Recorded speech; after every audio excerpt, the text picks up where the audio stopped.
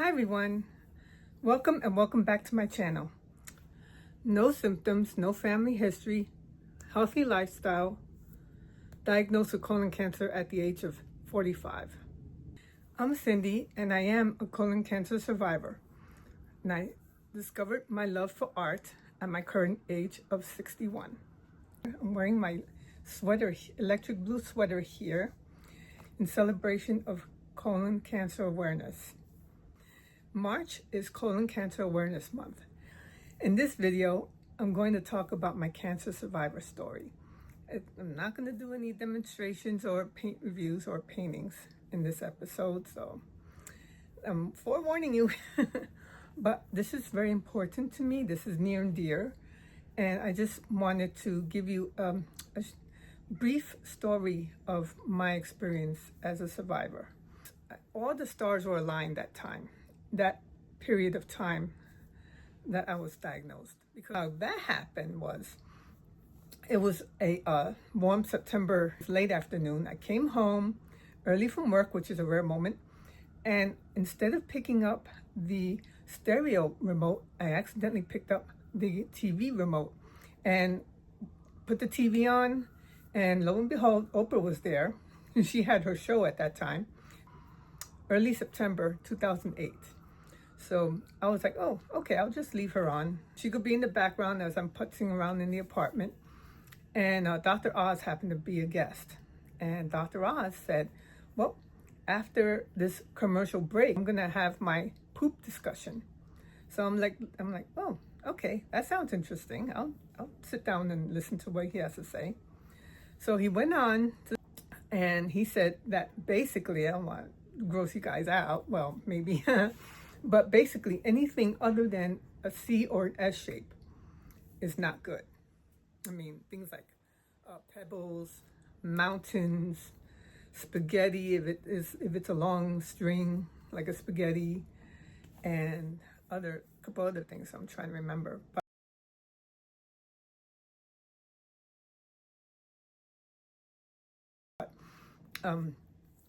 so I was like, whoa, I have all those symptoms. But I attribute it to stress living in the city. I mean, living in New York is extremely stressful. But I didn't think anything of it. So the following week, I had my annual exam with my doctor.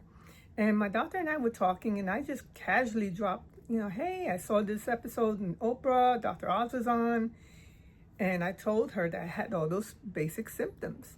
So she said, since you were diagnosed with IBS, irritable bowel syndrome, I'll send you to the gastroenterologist. Let's see what he has to say. So went to the gastroenterologist, and he's like, well, you're super young, but we'll go for the colonoscopy. We'll have a colonoscopy done. I'm like, oh, okay. In those days, it was a laborious thing. Oh my goodness. 2 jugs of this liquid that you had to drink and basically go without food for like practically 2 days. Like one day, no food. Next day, you have the procedure, then you have food afterwards. But whoa. So that was extreme. I'm like, wow, this is intense. So, but not like now. Now it's much better. They've much improved that aspect, thank goodness. Went to the gastroenterologist and had the procedure, and I'm sitting in his office waiting for the results, thinking everything's gonna be great. And he walks in with his eyes like wide-eyed, big blue eyes like saucers. And I'm saying, oh, this isn't good. That don't look good. That's not a good look. So he's like, we couldn't finish the procedure. You have an obstruction. And I'm like, obstruction? What the heck? He's like, yeah, there's something there. So I laughed it off. I'm like, oh, come on, doc, you're joking. I mean, I'm the healthiest person I know in my family. Come on. I exercise. I went to the gym at that time 4 days a week. I eat a healthy lifestyle. And I really, and I'm like, I'm not 50. I mean, come on. I have no family history. So, and I'm egging him. I'm like, no, you got the wrong file. And at that time, they didn't have digital files. Everything's paper. So I'm like, you got the wrong person. He's like, no, he's looking at his file. And he's like, nope, this is you. So I'm going to send you to a CT scan. Meanwhile, I'm in shock. And during that time, he said, go and lay on the table, because he has the examining table there. And I did. And he's like, I forgot what it's called, palpate. I forgot when they're trying to feel you. And he's like, yeah, I feel something there. And I'm like, uh-oh, that's when I really start getting nervous and worried. I'm like, oh, shoot. Wow. Okay. So, CT scan, but this was like a month later, like a month and a half later, I got the CT scan appointment. Like me, it's like, I want it now. I want the CT scan tomorrow, the next day, whatever. And but that's not the way it is. So month and a half later, I remember this very well. Oh yes, I remember. It was Halloween. Yes, Halloween 2008, Halloween day, and I remember going to the hospital to get the CT scan, and everybody's in costume, walking around New York. It's hysterical. So meanwhile, I'm like, wow, this is intense. I'm still in shock. I still can't believe it. So I'm sitting in the waiting room, and everyone else is like in their mid-60s and above. I'm like, what the heck am I doing here? Why I'm the youngest person here? What the heck? What's going on here? So I had the CT scan done. Went back to the gastroenterologist. Thank goodness it was a couple of weeks later. And he's like, yeah, there's a mass there. And I'm like, what? What? So I was in shock over that. Had blood work done. He's like, I'm sending you to the surgeon. I'm like, oh my God, surgeon. He used the S word, surgeon. So yeah, and by the time I got to the surgeon's office, another month. So yeah, we're looking at end of December. It was like, no, it was Christmas time. It's really strange. So imagine 2.5 months going through, having to wait, for the surgeon. So at the time, they didn't have any waiting lists or anything, and I'm pleading with the receptionist, like, please, is there anything sooner? Oh my God, I just want this done, So he had the CT scan, and I sat down with the surgeon. I took 2 of my friends with me, because I was still like, I was numb, actually. I was like still in shock and numb. And like I said, I'm the healthiest person in my family. Everybody else in my family, they were heavy smokers, heavy drinkers. I could say this because they're not going to watch this. Heavy smokers, heavy drinkers. It's amazing. And I'm a wine drinker. I like wine. But whiskey and stuff, that's way too much for me. Even my family members are like, are you sure you're part of this family? Because, I remember going to a family event, and my uncle was having I think I discussed this in my intro. My uncle was having, both hands were occupied. One was a Bacardi and the other was a beer. One of those things called chasers. Yeah, that's my family.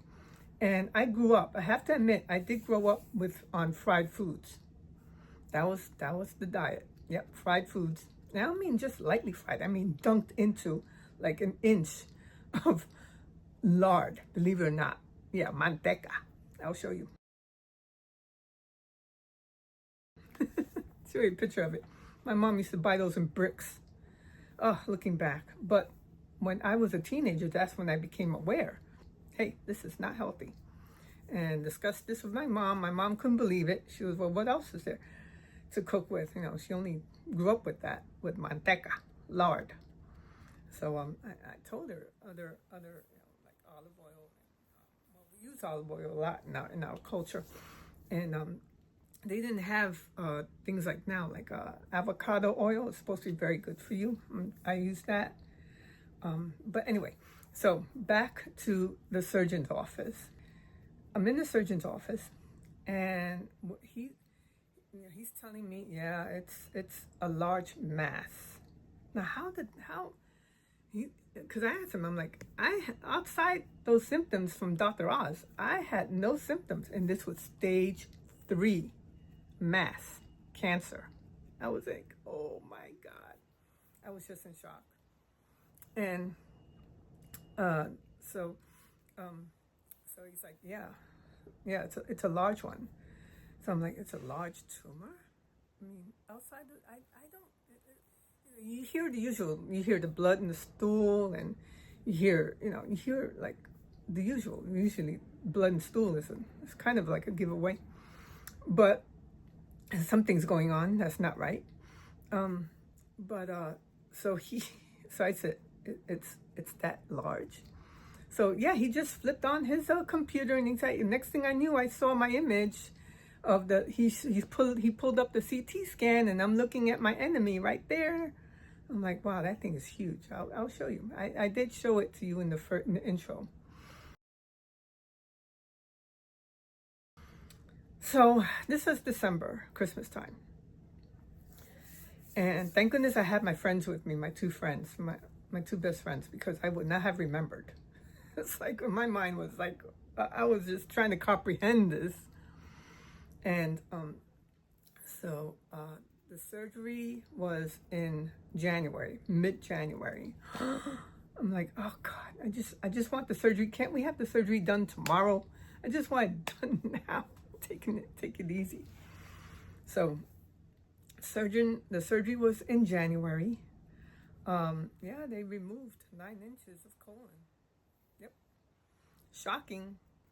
I remember being in the prep room, you know, where they take your vitals and everything. And I remember looking at the clocks. It said like it was a little after 10 o'clock in the morning. I thank goodness that morning I came with a friend of mine, so she could, you know, as morale booster. And so the surgery was that. I remember seeing the clock, and it said 10 o'clock or 10-ish. It was a little after 10. The surgeon came in, and he told me what's going to happen. He was very personable, very kind, sweet. I mean, thank goodness he had a wonderful bedside manner. Then I met the resident. He introduced himself, and met the anesthesiologist. I met the anesthesiologist, and while I'm laying there in my gown, and the next thing I remember, I'm in the recovery room. There was a clock there as well in the wall. I remember looking at it. I'm like, it says after 10.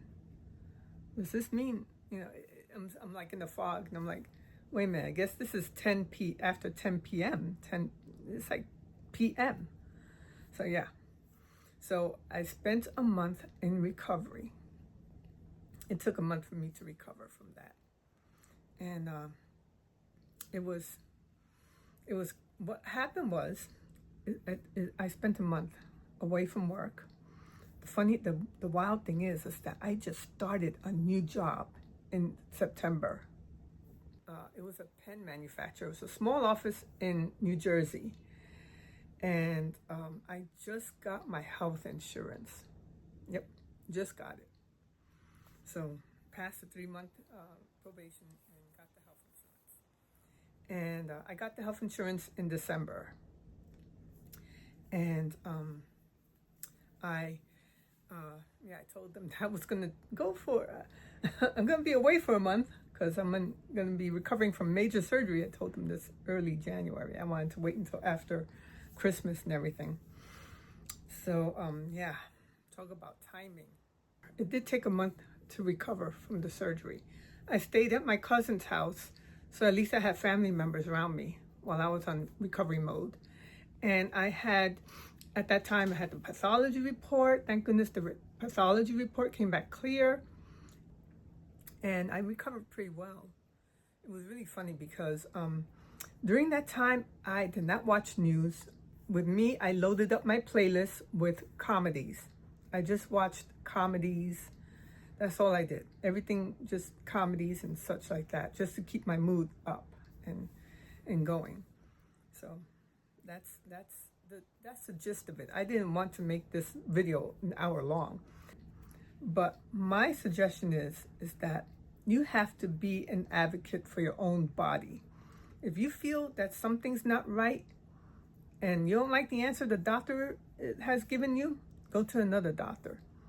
If you feel that you need to see an oncologist, go see the oncologist, just to make double sure that everything is okay. I'd rather if everything's okay, if the oncologist is saying, oh, well, you're wasting my time, thank you. I'd rather have that than, you know, hey, this is happening and we have to take care of it now. Because that's the way it is nowadays. You really have to be an advocate and really listen to your tuition. And like I said, the stars were aligned that day. I mean, it was just, I look back and I'm still like in shock. I'm still like, wow. You know, if I did grab the stereo remote instead of my TV remote, I may not even be here, to be honest. I mean, when he said stage 3, oh, on top of that, I forgot to tell you, when they did the surgery, when the surgeon came back in the recovery room, he paid a visit, and he's like, oh yeah, we had to remove one of the six-pack muscles in your right side, you know, because muscles in the stomach has a six-pack and both left and right sides. He said, we had to remove that because the tumor was sitting right on it. And he's like, rather than, you know, risk it, they just removed that muscle. Every year I had to have a colonoscopy for 5 years. So then afterwards, 3 years, and then every 5 years. So now I get a colonoscopy every 5 years. After I was recovered, I became an advocate on the importance of colon cancer screenings. And I was because I was so young, I was interviewed. I was with, at the time there was Jay Atlasberg. He had his medical segment in Channel 7 News. And that's where you see my surgeon with the pointing at the tumor. That was a screenshot from that news segment. Unfortunately, I couldn't find that segment because it was back in 2010, I think, or 2011. I was featured in several news segments with Jay Atlasberg and some other news segments. I did get a job at a big hospital in the city. I did a colon cancer awareness day for 2 years in a row.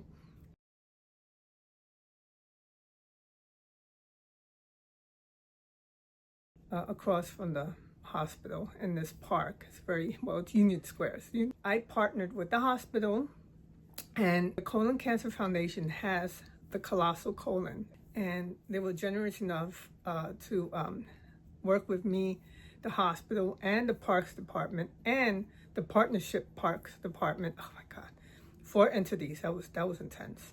That was almost a full-time job in itself. So I did that 2 years in a row. I'm going to link the Huffington Post article down below in the description box. I joined the Colon Cancer Alliance as well as the Colon Cancer Foundation. And I went to support groups, and I also went to talk about my experiences in front of audiences and community centers, and just to get the word out on the importance of screenings. And it was a wonderful experience. I met amazing people and gone to all the events, and it was just wonderful. And now that I'm retired, I'm looking forward to resuming that part of my life, because once I became super busy with work, I just couldn't do it anymore. But now it's possible. I could do it again. And it's wonderful meeting survivors, fellow survivors. The support groups are amazing. I highly recommend it for anybody going through any kind of cancer. It's great to be with people that are going through what you're going through, because you know you're not alone. Reach out to people, reach out to the foundations. They are really very good at helping anyone going through this ordeal. 2012, I had my first hernia operation because it was an incisional hernia. I didn't know that was possible. My surgeon told me, hey, don't do it. Don't go to the gym first year. But he didn't say anything else about after the first year. Don't go to the gym. So there I am at the gym. I'm doing light weights, and I felt something in that side, in the right side of the lower right side. And I went to the doctor, my oncologist. Yeah, it's herniated. He found out it's herniated, so I had to have that surgery. And then on top of that, last February, I had to have a second surgery in that area. Yes, they herniated again because, here I am thinking I'm not lifting any heavy items, but I did at work. It did happen at work.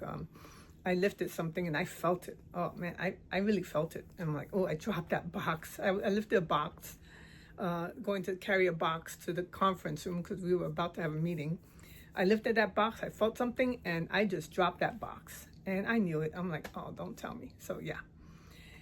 It herniated again, so I had to have surgery in February. And in March is when I discovered my love and passion for art. So it's amazing how these things happen. But I hope you enjoyed this episode. I hope you found it very informative. Please share, anybody who needs to hear this. And please like and subscribe. And if you have any questions at all, please leave it in the comments section. I'll direct that question to anybody or any foundation that could help answer that question if I can't provide an answer right then and there. So I will link my story in the PDF format down in the discussion box titled Diary of a Mad Polyp, because that's exactly what happened. Polyp that went mad, as well as other important information. And all the links will be down in the discussion box. Thank you very much for listening, and I'll see you in the next episode. Bye, everyone.